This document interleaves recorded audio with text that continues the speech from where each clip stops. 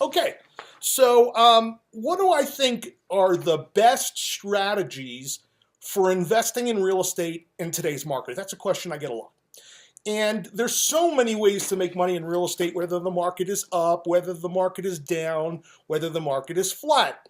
And different strategies tend to work better in different types of markets in different places in the country. But the fundamentals pretty much always remain the same.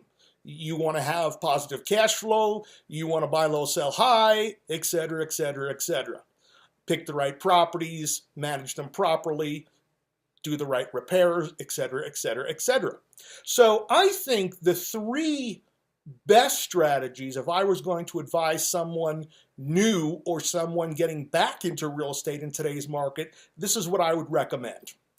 Rentals, single family rental properties, wholesaling and flipping houses, and lease options.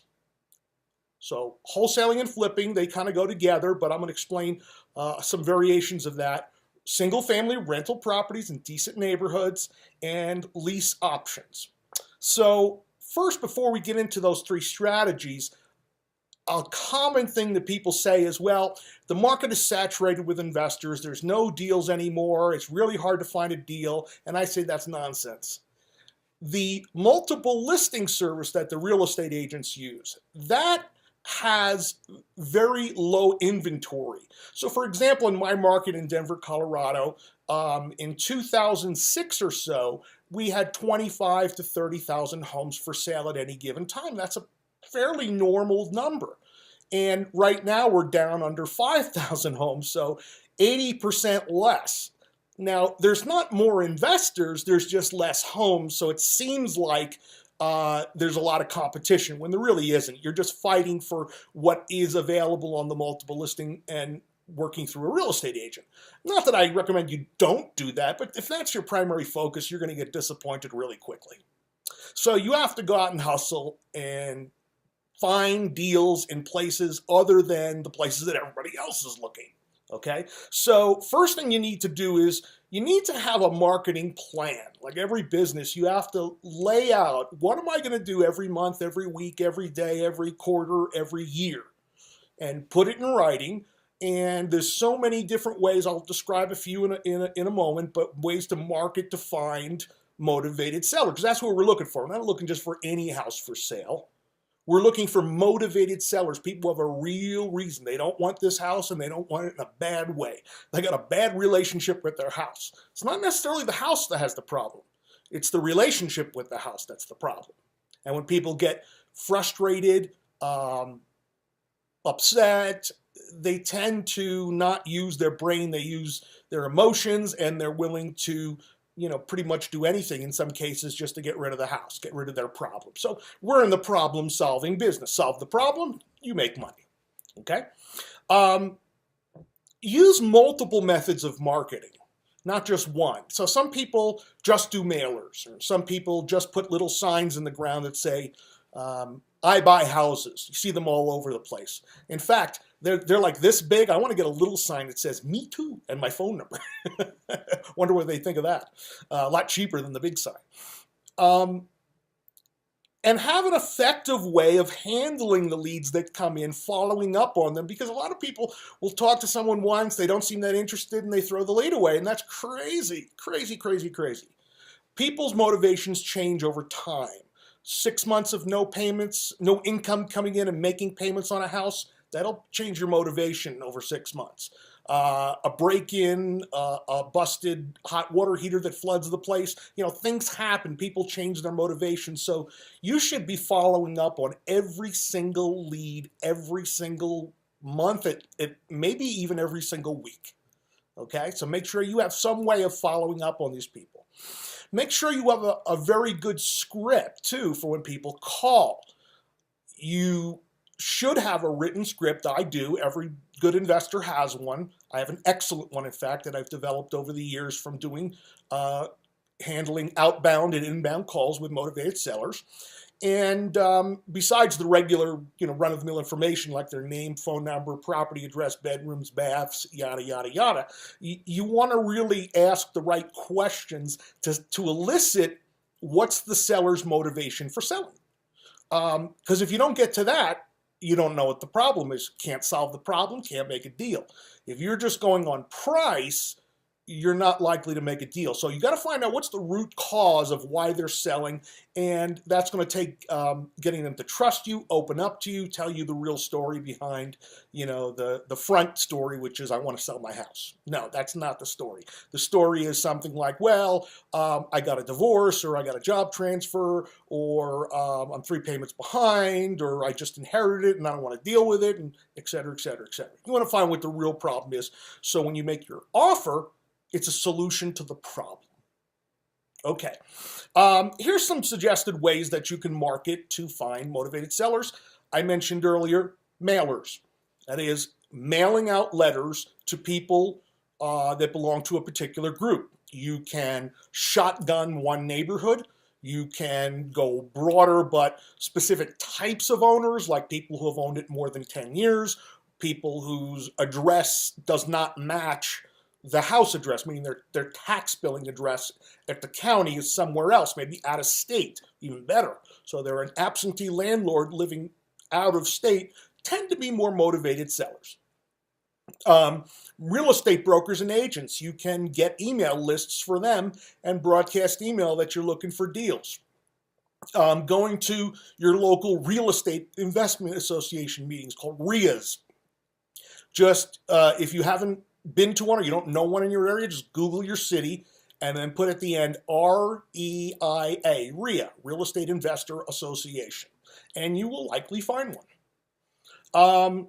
Also, you want to Google if you're looking to buy for rentals, for example, or buying to fix and flip, you're not wholesaling, Google wholesale properties, your city, and you will find websites of other wholesalers who can wholesale to you. Okay, and then the fifth one, which by the way, I have dozens and dozens and dozens of ways, creative ways to find deals in my courses, but I just want to give you a highlight of a few of my favorites. One of my favorites is calling people on Craigslist, not for sale by owner.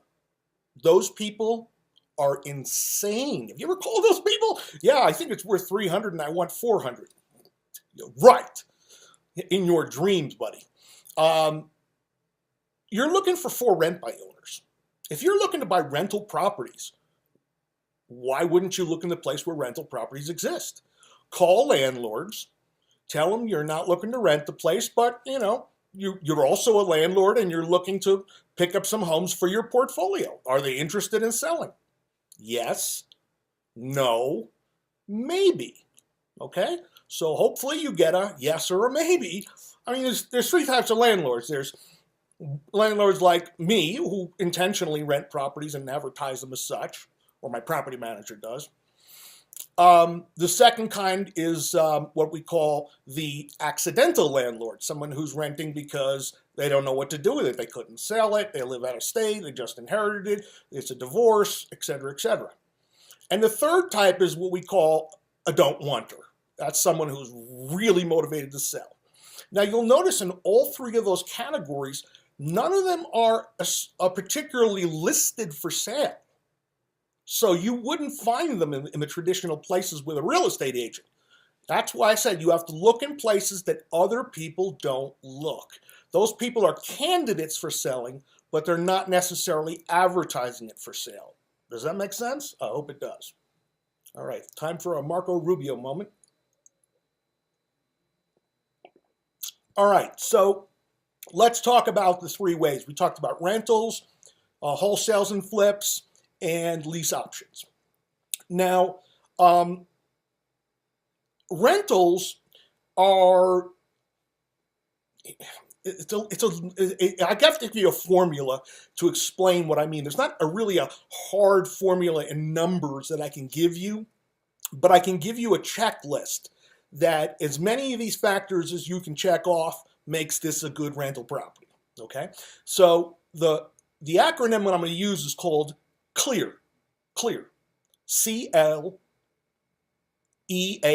write it down, CLEAR, C-L-E-A-R. The C stands for cash flow. So if you bought this property, typical way, 20% down, bank loan, There are other ways to do it, which I talk about on my website and my other videos, but let's say the traditional 20% down, go to the bank, get a loan for the rest. Can you cash flow this property in this neighborhood under those terms? And if the answer is no, you're probably going to look away from that deal. Okay? And if your mortgage payment is $1,000 a month and you can rent it for $1,000, that's not break even, because you've also got repairs and marketing and things that wear out, et cetera, property management, accounting fees. So you want a bigger cushion there. I'd say at least 20% cushion. So you'd have to rent it for at least $1,200 a month if your payment is $1,000, and that's barely breaking even.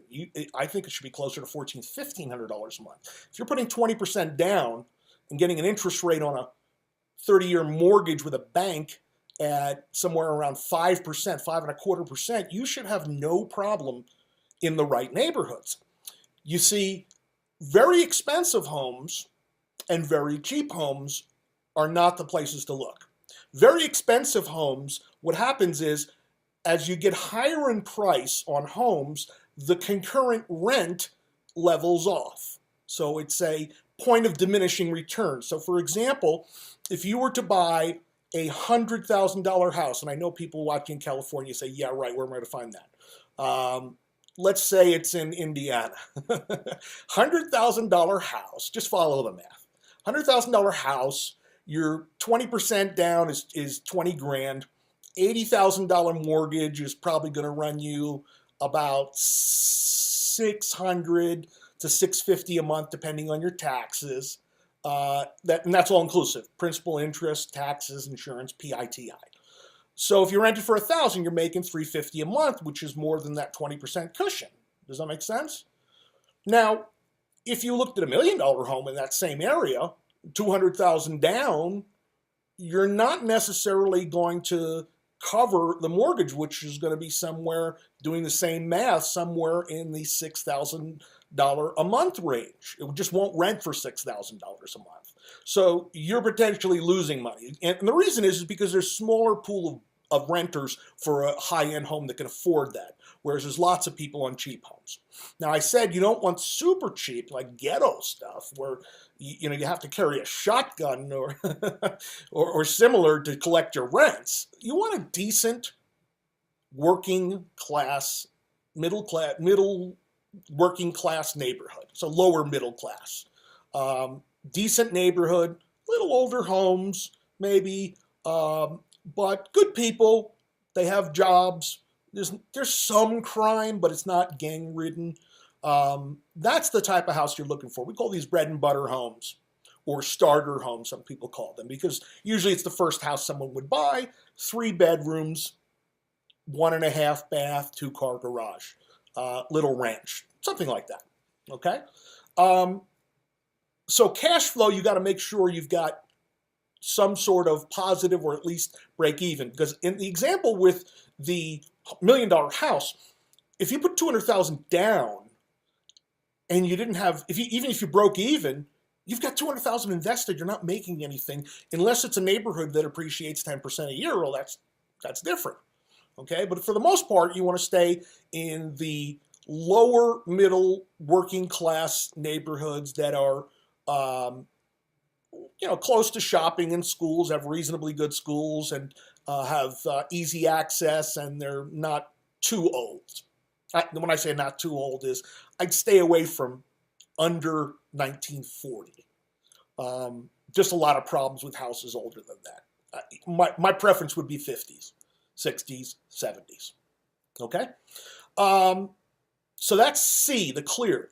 L is leverage. Leverage. So can you leverage the property? Meaning you don't have to buy cash. Can you put 20% down and get a loan from a bank? Can you convince the seller to take terms? Meaning the seller might carry all or part of the purchase price as a seller carry note, which would allow you to put less than 20% down, and that's better leverage. The more you leverage generally at reasonable interest rates, the higher return you get on your money. That's just a mathematical formula. It's nothing complicated. The less you put down, the more return on money you make. Even though you make less cash flow, you make better return on your investment. So those of you who say, I want to buy cash, or I want to put 50% down because I don't want to have to worry about negative cash flow, that might not be the smartest thing to do. You're not going to get the highest return on your money. Okay? The E is equity, and that means are you buying the property with built-in equity? So when I said $100,000 property, I'm assuming that it's worth more than 100. You don't want to pay full price. You want to get some sort of discount. Or is there a way to create equity? Is there a basement you can refinish, put some rooms in there and get more rent? Could you build a garage and then convert the existing attached garage into a third bedroom? Those are opportunities to increase your income, which will increase your equity in the property. Okay? The A is appreciation. Now, in Indiana, as opposed to, let's say, San Francisco, you're not going to get the same appreciation. But then again, in San Francisco, it is impossible to buy a house in San Francisco proper and rent it for your mortgage payment. It's going to be negative. But, like I said, if you buy $1 million home and it appreciates 10% a year, which is $100,000, you could theoretically lose $10,000 a year and still be coming out ahead. I wouldn't recommend that for beginners. But if you can get in a neighborhood that has, for the next 10 to 15 years, good prospects for appreciation. Is there a Walmart coming in? Is there a new big employer coming in? Is the city renovating the area? Are they policing it more for crime? Is there a Starbucks just opening up? You know, usually there's a natural progression of a neighborhood. You take a really old, bad neighborhood, you put up signs that say historic district, right? And then the cops clear out all the drug dealers and the prostitutes. An art gallery opens up. A couple of gay couples move in. Starbucks opens. It's the happening place in town, right? So that's what you got to look for, possible appreciation. And then that's why I would avoid buying really low-end properties, especially in really low-end cities like, no offense if you live there, but Detroit. Indianapolis is a nice city with stable economy. Detroit, not really. Some people think it's going to make a comeback. I don't think you should risk it. That's my personal opinion. And so we have clear C, L, E, A, and then the R is the most important one that you want to balance against the other four factors, and that's called risk. Risk. Not what's the best scenario, what's the worst scenario. Can the neighborhood turn? Can they pass new laws that would make it unavailable to do certain things you wanted to do, like raising rents? They put rent control in. You expected to be able to do a certain use for the property that now you can't do.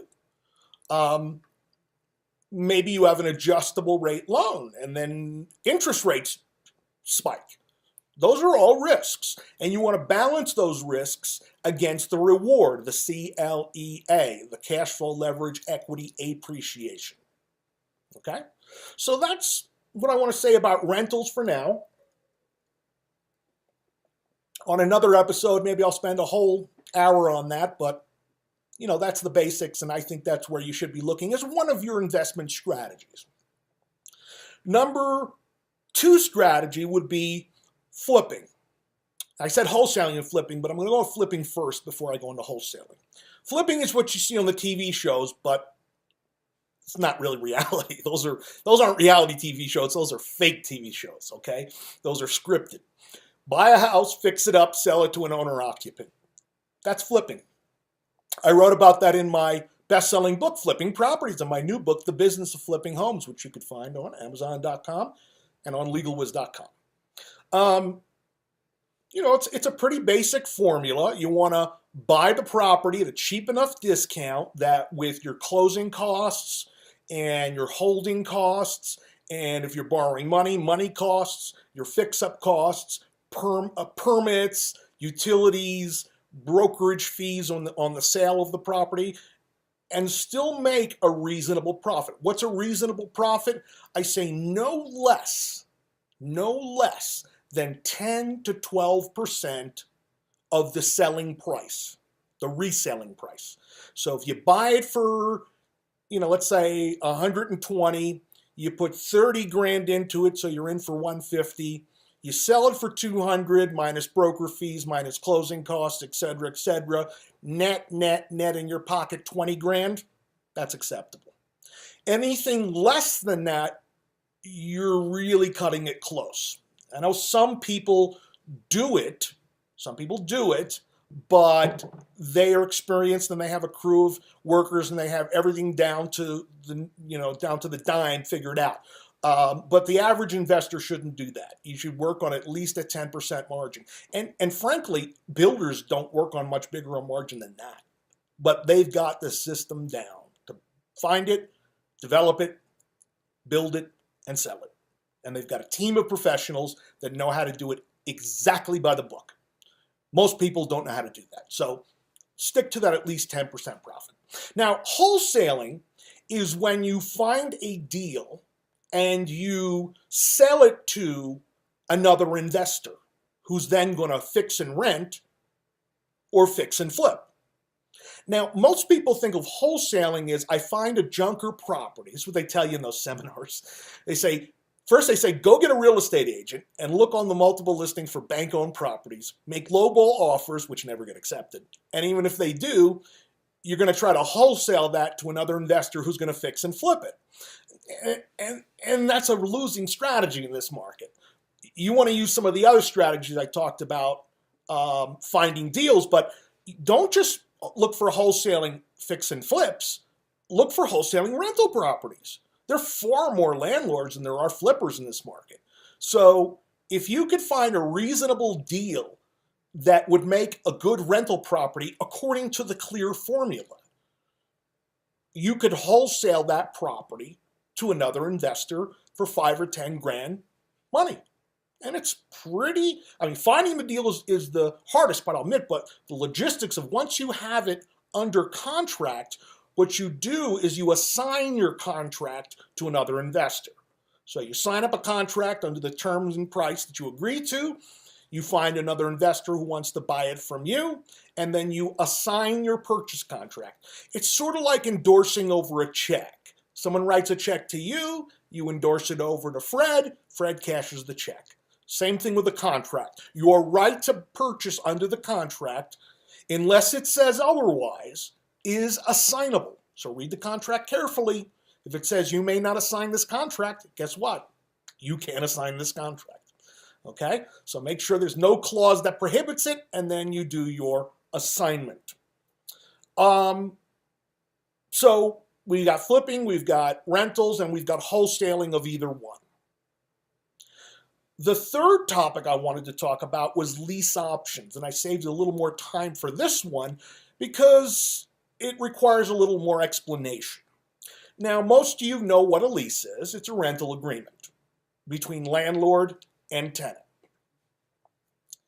Now, an option agreement is a right to do something. In this case, a right to purchase, not an obligation to purchase. It's your right to do so or not to do so. So the seller is bound, the buyer is not. The buyer has the option to proceed or not proceed. If the option is not exercised, according to the option agreement, the buyer loses whatever consideration or money that they put up to obtain the option. Putting the two together, a lease with an option gives you a lease with an option, lease option. So going back to our landlord don't wannabes, the accidental type, and especially if you look for an ad that says for sale or rent, you should be calling these first because they really want to sell and they don't want to deal with it as a rental.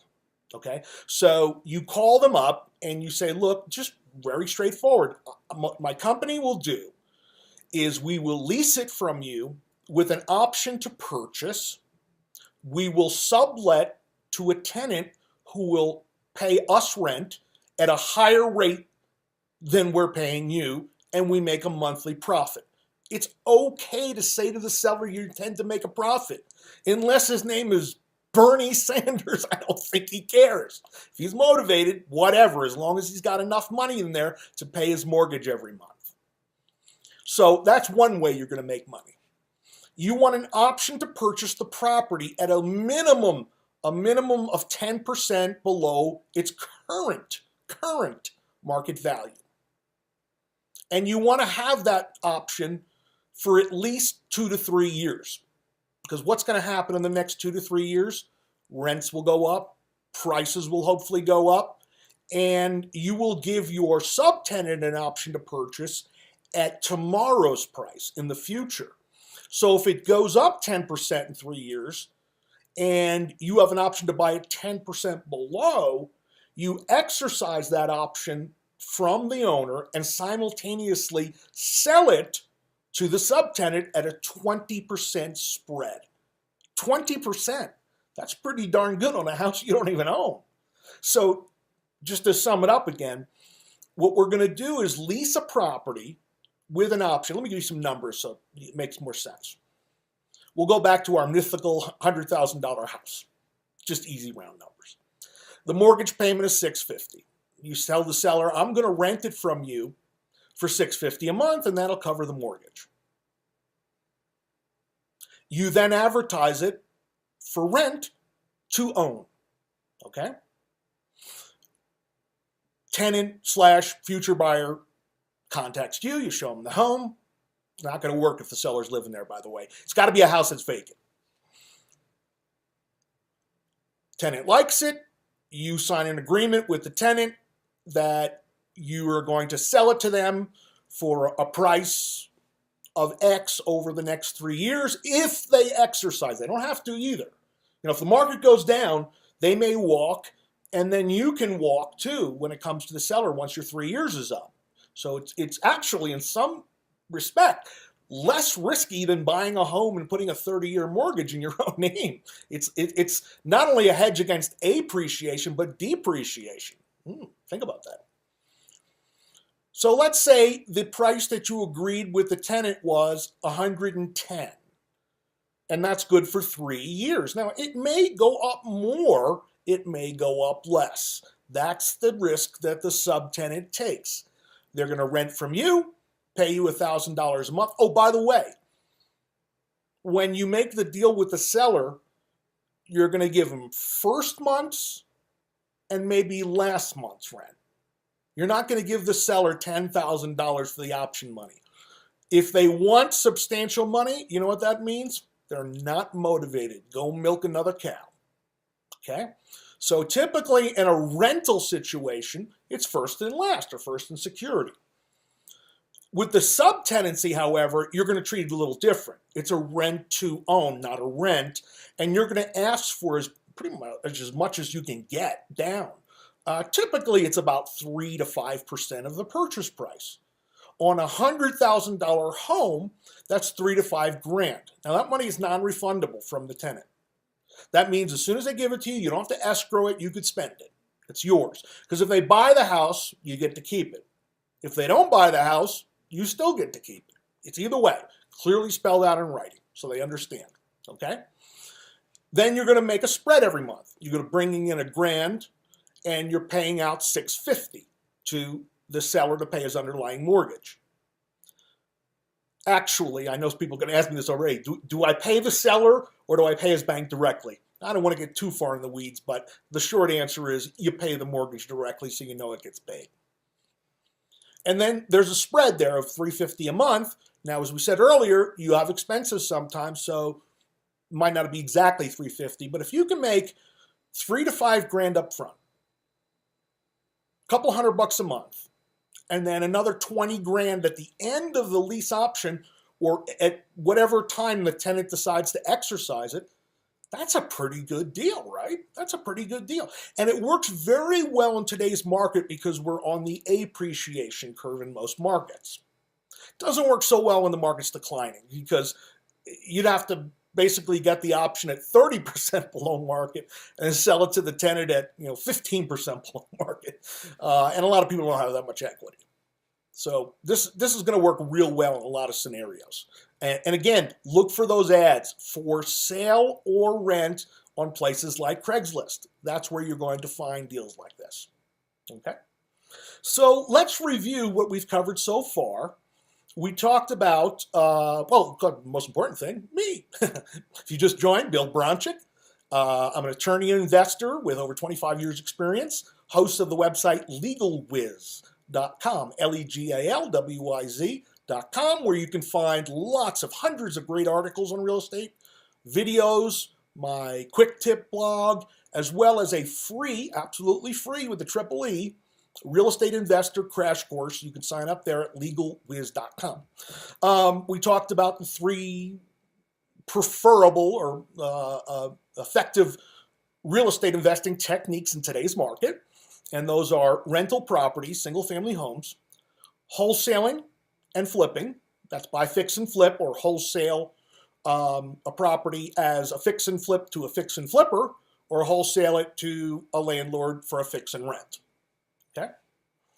And we're just talked about the lease option. Now, specifically, there are 8 different ways to lease option that I teach in my programs. You can find those at LegalWiz.com. Click on the store. And I have programs on just about every topic. You can check it out. They're mostly online courses. I figure if you're online, you want an online course, you don't want it shipped. So that'll be good for you. But lease option, this specific type of strategy is what's known as a sandwich lease option.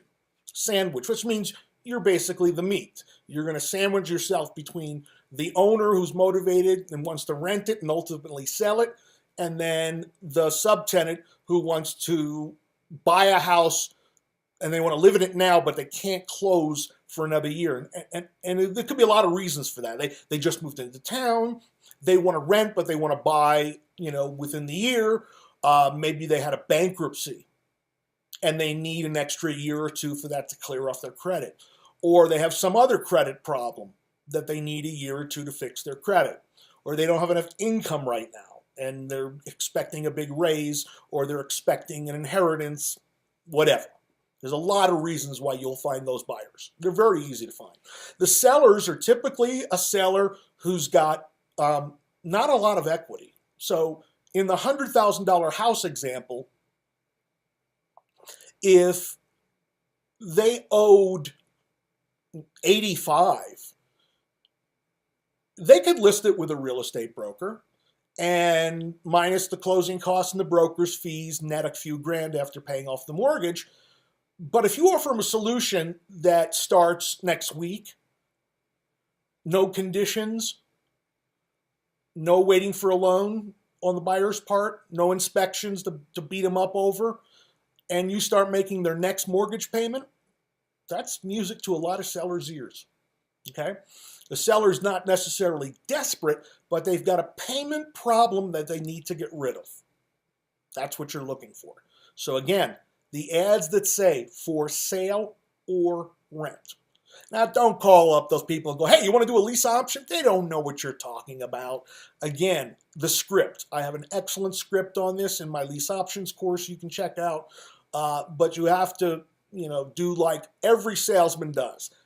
Build rapport, get their trust, find out what the problem is, and try to solve it using one of the 3 techniques I have mentioned today. Okay? So that's lease options. Some final thoughts before we wrap up. If you're new in real estate investing, I encourage you to get educated. Not because I'm an educator, but because I learned a lot of things the hard way, the expensive way, and that's what we call going to a seminar. Going to a really expensive real-life seminar. I mean, you lose money, you write a check. It's much cheaper to write a check for the seminar or the training before. Like the Muffler Man says, you can pay me now or you can pay me later. As an attorney, I get a lot of pay me laters. And it's usually could have been an all avoided if they knew what they were doing. Now, You can say the same thing pretty much with any business. You should always get educated and do your research before you go and venture in a business. But what makes real estate really unique is it's got a very high learning curve in the beginning. But once you get over that learning curve, you rarely make mistakes, as opposed to the stock market. Stock market is, we got geniuses running these brokerage houses and mutual funds, and they can't figure it out on a consistent basis how to make money most of the time. In real estate, you got a higher learning curve, but once you get over that learning curve, you're pretty much in charge. It's up to you whether you make money, not up to someone else, the market, or some other conditions in the Middle East that you have no control over. Because if you buy a house and realize you paid too much, then just hold on to it and wait. If you paid too much in repairs, well, then just sell it cheaper. If it's not worth what you thought it was, well, make it more valuable. Add a bedroom, paint it, carpet it, and landscaping. See, you're fully in control with real estate. The market could drop, yes, but it always comes back, and it comes back with a vengeance. And so you should also think about writing out a business plan. Whether you're new or experienced, once a year at least, write out a business plan. Who's your target market? What are your target properties? Who's your target customer, i.e. seller, buyer, renter, tenant? How you're going to market. Your marketing plan is in there. And the numbers, how many houses am I going to buy, hold, flip, lease option over the next year or 2 years or 3 years, whatever it is. And that will give you a clearer path to your financial future than as if you just dabble. Dabbling gets you nowhere in real estate. I've seen it come and go. People come and go, kick the tires, try a few offers. It doesn't work, and they're off to the next thing, the next shiny object that comes in their email. This is not an easy get-rich-quick business. It takes work. It takes tenacity. It takes a good mental attitude. It takes getting educated, but it's worth it. If you put in 100%, you get 100%. If you put in 20%, you don't get 20%. So either you're in or you're out, but don't dabble. Don't be a tire kicker. Just decide this is for you, and if it is for you, then give it 100%. If it's not, then just don't do it. And finally, you really need to commit to massive amounts of action. And I'm not saying you have to work 80 hours a week. Some people can't do that. They have a job. So put in as many hours as you can, like a part-time job. Think of it as if you already have another job, this is a new part-time job, not a hobby, but something you commit to maybe 8 to 10 hours, 12 hours a week. That shouldn't be tough. Even if you're married with kids, you could squeeze in time there instead of watching reality TV shows or all the nonsense on Netflix. Put that aside and spend some time learning the business, doing your research, learning your neighborhoods, and practicing your trade, enhancing your skills. Abraham Lincoln, I think it was the one who said, give me 6 hours to chop down a tree and I'll spend 4 hours sharpening the axe. That's what you got to do. You got to spend the time to get over that learning curve so you don't make mistakes. Because you can make mistakes. You can't get rich in real estate investing quickly, but you can get broke quickly if you don't know what you're doing. So I encourage you to learn, to go to my website, take my courses, the free ones, the paid ones, and anybody else who's offering courses or books that sound interesting in your topic, whatever you've picked for your investing endeavors. This is Bill Bronchick. I enjoyed this very much. I hope you did as well. Make sure when you're done, you scroll on over to legalwiz.com, my website, and drop me an email, bill@bronchick.com, my last name, bill@bronchick.com, and let me know how you enjoyed it and anything that you think I might be able to do to make this experience better for all of us. Thank you very much.